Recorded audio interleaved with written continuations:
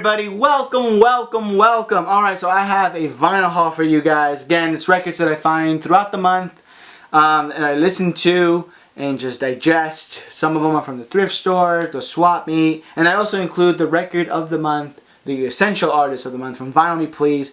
So let's get right into it. I hope you're all doing great. If you're here in the States, it's a long weekend. We got Memorial Day, so that's also cool. But yeah, let's start off here with the artist of the month from Vinyl Me Please. It is Mitski, Be the Cowboy. This whole experience with this album has just, in one word, been complete. And just super satisfying. The packaging, everyone was going crazy over it. When they finally got to hold the record in their hands and see all the little things that they put into it. Let me show you the gatefold first. There's so much to it that just really, I don't know. It demonstrated its value to me and made it worth every penny. The album itself is just an incredible album. First time listening to this album, and here's the print. If you want to see the full unboxing, check out the sidebar. You'll find the unboxing there or on my channel. I go into more detail about everything that came in the box. But I'm gonna focus more on talking about the music. Here's the photo book that came with it and the record itself. It offered a range of different styles of music, instruments that kind of just enhanced what I think was the most important thing, and that is her delivery and her lyrics. She can just manipulate her delivery to sort of fit any type of song that she was putting out. Everything else that they added into it, whether it be like the fuzzy, super grungy guitar that would make its appearance every once in a while, which I thought was very refreshing and kind of just jolted the song, or the organ or the synth or whatever it may be, was sort of like an enhancement to that. If she were to just sing her lyrics, I think they would be catchy enough to just sound great by themselves, because she really just kind of gives the songs their own character and their own little traits that make them unique and different. I really just gravitated towards that. I was just, again, super excited about everything that came in the package, the way the record was pressed, and first time listening to her music, and I'm already super into her. I'm always super late to stuff like this, so to be able to get the album and actually listen to it, and not just listen to a single or two off the record and then count it as listening to her, was a really big privilege to me. So I was really grateful that they chose this album, because I have seen her show up plenty of times through people's feeds and recommendations, oh, you should check this album out, you should check this artist out. So I had to make time for it. So I downloaded it, I listened to it, I spun it on my player, and it just grew on me more and more. There are songs on here like Nobody, which is the second song on the B-side, if I'm not mistaken, that has sort of this new disco sort of vibe to it. Very danceable, approachable, and fun, upbeat, but the lyrics were kind of serious. So that sort of mix was interesting, and that balance is what always kind of just, captures my attention. But yeah, it is the second song on there. And then you have Me and My Husband, which is something that I wasn't expecting at all, and it kind of took me off guard, caught me off guard, and I really love that song. I suggest that. But I mean, every single song on here, like I said, it's just unique and different, and definitely worth the shot and just kind of your time. I'm in love with this picture on the back here. You got the brightness on one side and the cool blue hue on the back. Very, very interesting, sort of like a duality thing going on there. And the pictures in the picture book were just the same quality. I do like taking pictures with my cameras and stuff. So I look for shit like this, and I see it on a sleeve, and I go, wow, someone actually thought a lot about the presentation and what they were going to go with as far as the layout of the sleeve and everything. And this here has this really cool glossy font on the front, ink. It has the title of the album. I mean, this is incredible. So, not so bad for my first intro to her music. I hope to find more of her albums, the older stuff, and then just catch up on her music. So shout out to Vinyl Me Please for the awesome record. Being with them for 2 to 3 years, you kind of start picking up on things. You start seeing the value of other genres of music. 2-3 years ago, I probably would not have even looked twice at this album, even though everyone was hyping about it, just because it was something I personally would pick up. But I'm glad that's changed. So thank you for that too. Now moving forward here with the records from the thrift store and the swap meet. Starting off here with one that I've been looking for quite a while. Finally own it. It's Electric Light Orchestra, a New World record. You get the embossed logo in the front. The sleeve's a little worn. I mean, it's still intact. It's just you can see a little bit of wear on the edges there.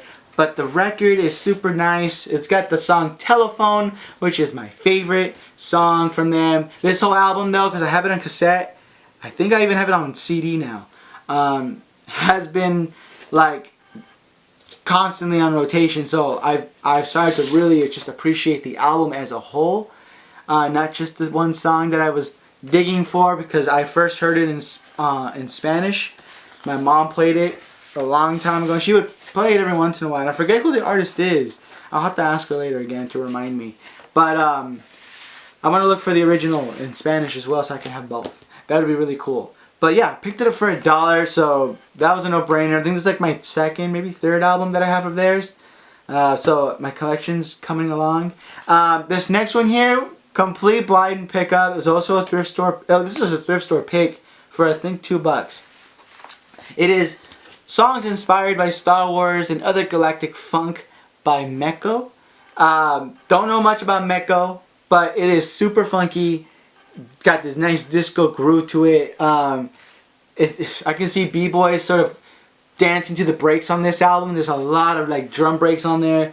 You got the title theme disco version, and again it's super funky. It's produced by Meco Morando, Harold Wheeler, and Tony Bogvoni. I don't know, but I don't know who any of these guys are. Definitely gonna look into it, but there's a ton of instruments. You got drums, bass, guitars, keyboards, percussion, auto harps, violins, violas, cellos, trumpets, reeds, trombones, and French horns. So it's like a full orchestral thing. You got the classic Star Wars songs from like, you know, the old movies or whatever, the first 3. The Cantina Band song is super awesome. You got Imperial Attack, you got the title theme, of course, The Last Battle, and on the other side you just got this really funky, spacey, just groovy songs on the back. There's 3 of them. Other Galactic Funk. It's all it says. So it's one whole backside of just that. And then it just comes in a regular sleeve. Let me show you what the record looks like. I think it was still sealed when I bought it, and I opened it because I wanted to listen to it. If you're a Star Wars fan and you're open to other interpretations of the music that aren't like solely like electronic synth stuff from like the 80s and stuff, you want something more analog, this is definitely something you should look up. You should listen to it because it is really cool. So super stoked about this. This next one here I picked up at a thrift store as well. It is Country Duos. Get the boots on there. Country's Best paired up. That's what it says here on the back. You got Willie Nelson and Leon Russell singing Heartbreak Hotel, which is actually really cool. Leon Russell's an artist that I'm familiar with now that I'm really into. Blind pickup turns out to be something I really enjoyed. So now I know who he is, and he's playing with the legend there. But you have other artists that I have no clue about, but they sing really well. So it's a kind of check-off list there for me to look for them later. Dolly made it on here. Conway Twitty, George Jones. Couple times actually. George Jones showed up a lot on this album. But yeah, really, really cool. And then the record itself, super clean. So yeah, a little more country in my collection. And then this one here was a gift from my girlfriend.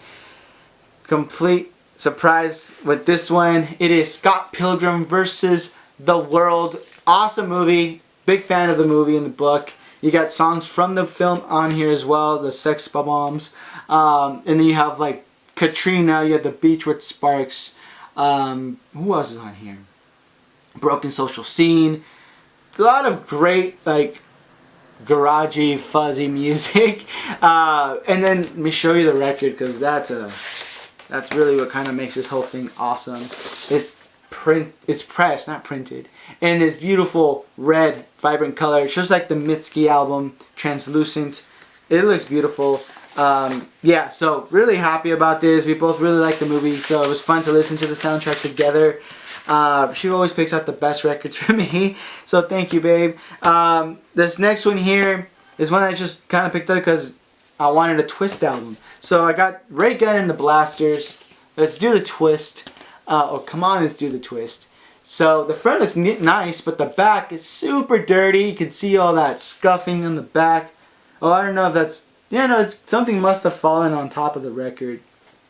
But of course you have the Twist on here. A lot of Twist songs. Swinging Papa Twist. Baby Couldn't Dance the Twist. After School Twist. It shows the instructions on how to do the twist, which is really cool too. So it's instructional as far as and entertaining at the same time. Here's the record itself for $1. I couldn't pass it up. Okay, so this next album is another pickup from the Swap Meet. It's a $1 pickup from an artist that I'm not very familiar with. It is Heart, Dog and Butterfly. Here's the front of it. I know who they are, just never really listened to them. Haven't really gotten around. But so I saw it and I found the opportunity to do so. Pretty awesome album actually. I don't know if it's one of their better or worse albums, but I actually enjoyed it. I guess I didn't really have too many high expectations for it. I took it out so I can show you the sleeve. It's really cool artwork by an artist called Funding Cheng. I have no idea. Funding Cheng? I don't know. But here are the lyrics on the back, which are always really cool to read. And then the record itself with this really interesting label.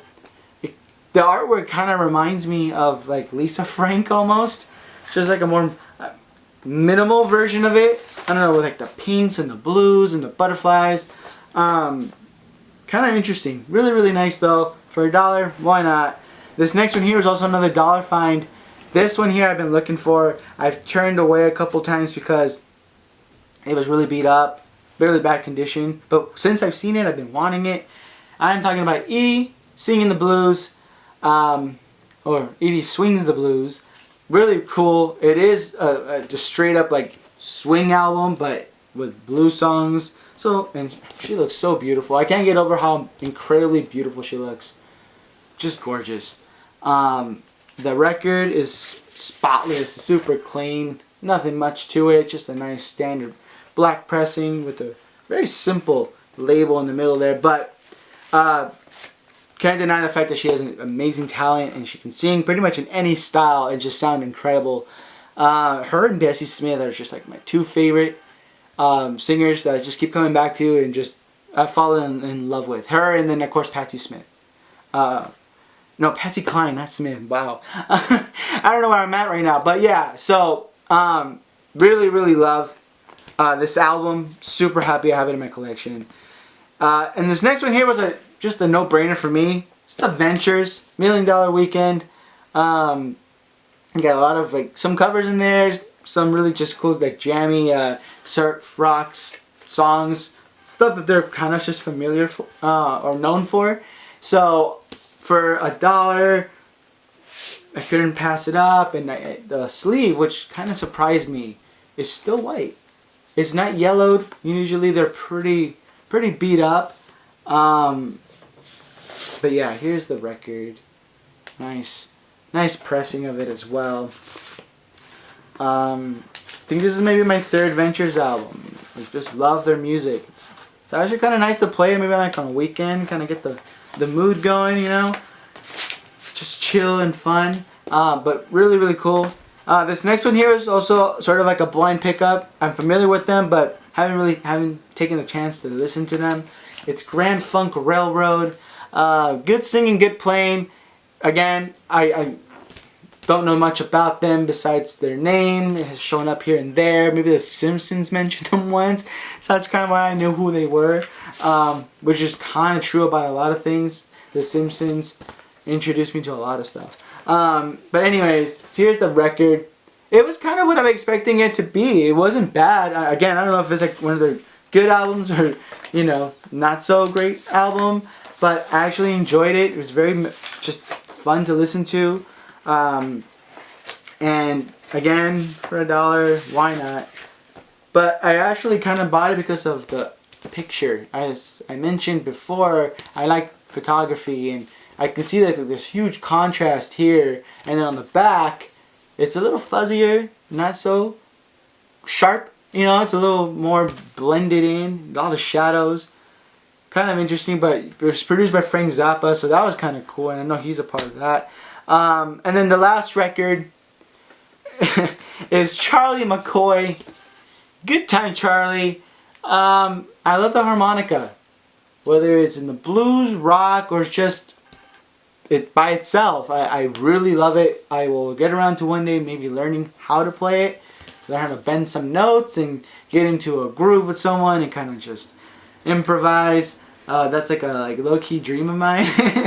That's why I like the Delta blues so much, because of the guitar, the slide guitar, and that harmonica. But yeah, you got some blues here. You got Louisiana Man. You got John Henry, Minor, Don't Touch Me, Soul Song, which I thought was really good. And then Good Time Charlie's got the blues. So very bluesy, but also kind of has a little bit of a folky vibe to it as well. He's kind of all over the place on this album, but it's still really, really good, and he's super talented, so it's worth the listen. But there it is. You guys made it to the end. I appreciate you guys doing that. Any comments, concerns, or questions, comment down below. Anything you want to add to this stack of records here that you know maybe more about, like some of the artists, I would love to hear that. But yeah, you can reach me, social media down below. Everything's in the description as always. Take care of yourselves and each other, and I will see you guys on the next one.